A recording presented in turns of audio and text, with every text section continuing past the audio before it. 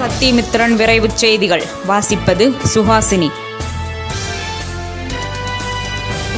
தென்காசி அருகே தந்தைக்கு தவறான சிகிச்சை அளித்த தனியார் கிளினிக் நடத்தும் அரசு மருத்துவர்கள் மீது நடவடிக்கை எடுக்க கோரி தீபா என்ற பெண் மாவட்ட ஆட்சியரிடம் புகார் மனு.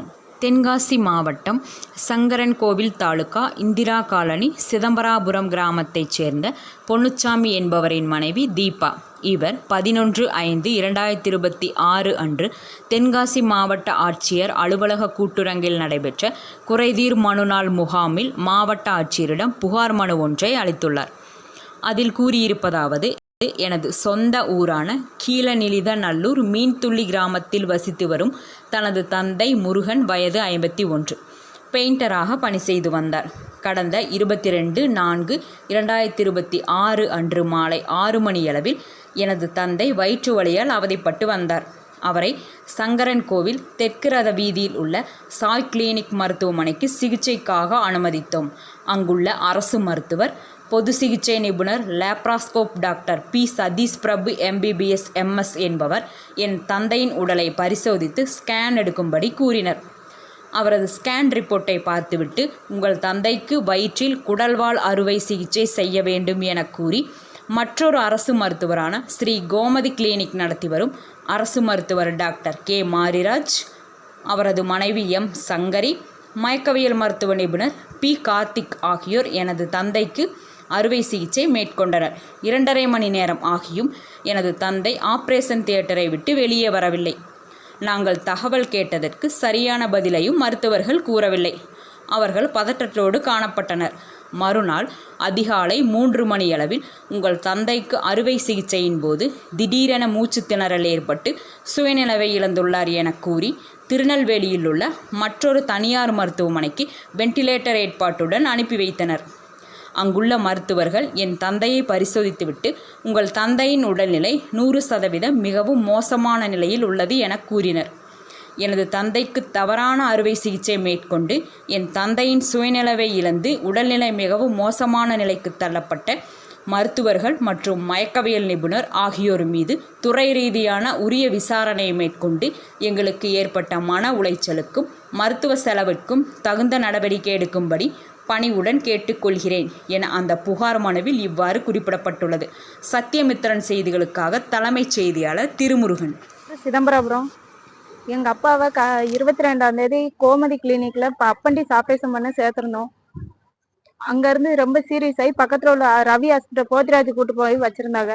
மறுநாள் 1 மணி இருக்கும். 1 மணிக்கு ரொம்ப சீரியஸாக இருக்குது, திருநெல்வேலி கொண்டு போங்கன்னு சொல்லிட்டாங்க.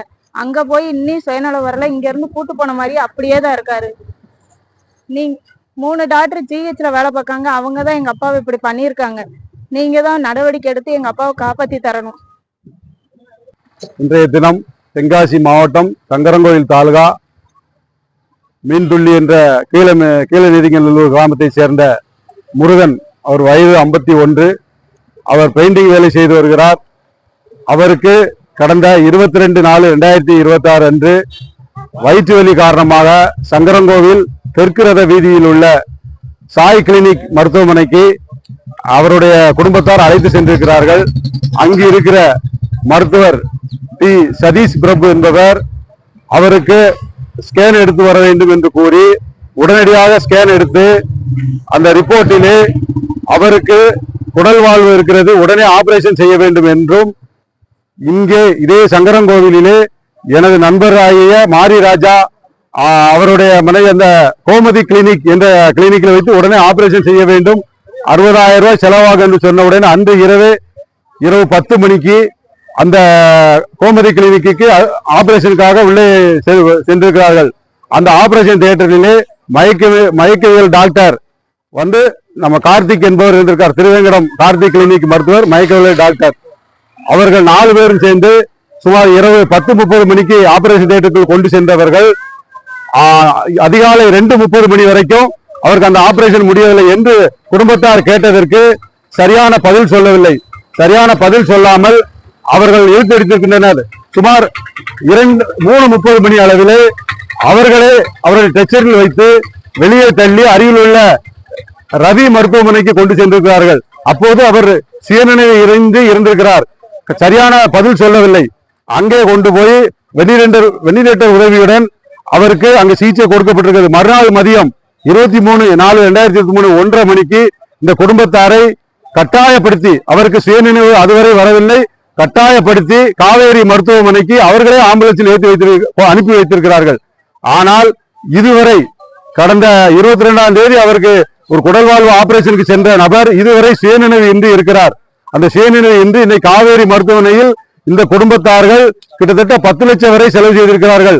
அவருடைய முருகனுடைய வருமானத்தை நம்பியே வாழ்ந்த இந்த குடும்பத்திற்கு மாவட்ட ஆட்சியர் அவர்கள் இந்த தவறான சிகிச்சை அளித்த மருத்துவர் பி. சதீஷ் பிரபு, கோமதி கிளினிக் மருத்துவர் மாரிராஜ் அண்ட் சங்கரி, டாக்டர் சங்கரி மற்றும் மயக்கவியல் டாக்டர் கார்த்திக் திருவேங்கடம் இவர்கள் மீது தக்க நடவடிக்கை எடுத்து இனிமேல் இதே போல் எந்த சம்பவம் நடக்கக்கூடாது என்பதற்காக உரிய நடவடிக்கை எடுக்க வேண்டும்.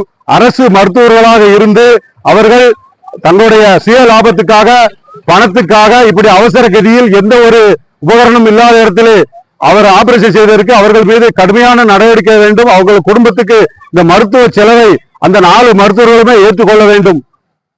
ஆதித்தமிழர் கட்சி மாவட்ட செயலாளர் பொதிகை ஆதவன்.